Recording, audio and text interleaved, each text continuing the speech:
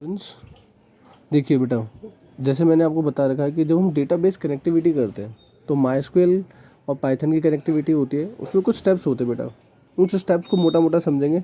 सबसे पहले हमारे को क्या करना होता है, पैकेज को इंपोर्ट करना होता है। तो आप यहाँ देख पा रहे हो कि कोई भी पैकेज ले लो, इंपोर्ट माई DB भी ले सकते हैं और ये भी ले सकते हैं। तो मेरा फेवरेट है माई DB।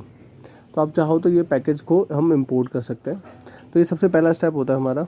सेकंड स्टेप क्या होता है बेटा, कनेक्शन बनाना होता है। और मैंने आपको बता रखा है बेटा, जब हम कनेक्शन बनाते हैं तो उसमें 4 स्टेप होते हैं।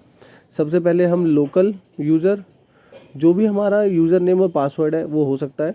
आपको आसान करने के लिए मैं एक काम बताता हूँ। आप एक काम कर सकते हैं, यहाँ पे आप लिख सकते हैं लोकल होस्ट, ठीक है। ऐसे करके आप लोकल होस्ट लिखिए। अगर आपके पास यूज़र नेम हो तो अच्छी बात है, अगर यूज़र नेम नहीं है तो ऐसे ब्रैकेट लगाओ और यूज़र नेम खाली छोड़ा, फिर लगाया कोमा, फिर यहाँ पे ऐसे लगाया, यहाँ पे हमने पासवर्ड खाली छोड़ा, फिर लगाया कोमा, और फिर उसके बाद जो हमारा डेटाबेस है बच्चों, इस वीडियो में आप देखोगे उस डेटाबेस का नाम लिख सकते हैं। मान लो मेरे डेटाबेस का नाम है टेस्ट या मेरे डेटाबेस का नाम है स्कूल, तो मैं यहाँ पे जो है स्कूल लिख दूँगा, यहाँ पे हम ऐसे स्कूल लिख देंगे। तो इस तरीके से जो है मैंने 4 पैरामीटर बना लिए हैं। तो ये तो मेरे सेकंड नंबर की चीज़ आती है बेटा। उसके बाद थर्ड नंबर पे होता है हमारा कर्सर, ठीक है बेटा।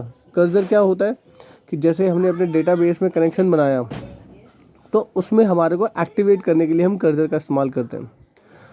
उसके बाद फोर्थ स्टेप होता है सबसे इंपॉर्टेंट, जिसके अंदर हम SQL की कमांड लिखते हैं। बेटा देखो क्या होगा, या तो हमें बोलेगा डेटाबेस में टेबल के अंदर वैल्यू डालो या वैल्यू सेलेक्ट करो, जो भी हमें बोलेगा हम उस कमांड को यहाँ पे लिख देंगे और कमांड हमारी एग्जीक्यूट हो जाती है। आई होप यहाँ तक आपको सबको क्लियर होगा। देखो उसके बाद हम एक सिंपल सा क्वेश्चन लेके देखते हैं जहाँ पे आप बेहतर तरीके से समझ पाओगे। देखो यहाँ पे बोला इसने कि आप एक पाइथन की कमांड लिखिए जो डेटाबेस से कनेक्ट करें। तो देखो यहाँ पे एक सिंपल सा क्वेश्चन लिया बेटा हमने। स्टेप नंबर 1, अपने डेटाबेस को हमने इंपोर्ट किया। स्टेप नंबर 2, वही कनेक्शन बनाया, localhost, username root, password root, और डेटाबेस का नाम जैसे रचना है तो रचना लिख दिया। आपको पेपर में ये बताते हैं कि कौन सा डेटाबेस लेना है, अगर नहीं ले तो हम अपनी साइड से नाम ले सकते हैं। उसके बाद देखो स्टेप नंबर 3, कर्सर बनाया बेटा हमने, ठीक है। तो this is our step number 3 कि एक कर्सर बना लो।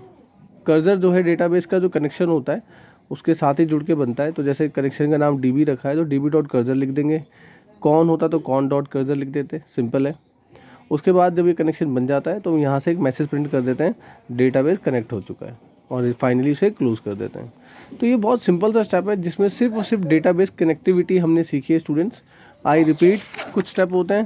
पहला स्टेप इंपोर्ट करना होता है, सेकंड स्टेप कनेक्शन बनाना होता है। कनेक्शन में होते हैं 4 पैरामीटर्स, पहले लोकल होस्ट, दूसरा यूज़र नेम और पासवर्ड, जैसा कि आपने इस क्वेश्चन में भी देखा, ठीक है। तो local host, user name, password और डेटाबेस का नाम, 4 चीज़ें हो गई। और इसके बाद हमारा कर्सर होता है और फाइनली हम यहाँ पे प्रिंट कर देते हैं मैसेज कि हमारा डेटाबेस कनेक्ट हो चुका है। तो पेपर में ऐसे ही सवाल आता है बच्चों, तो आपको ध्यान रखना है कि एक हमने पेपर में आने वाले सवालों में से एक सवाल हमने कर लिया है, ठीक है।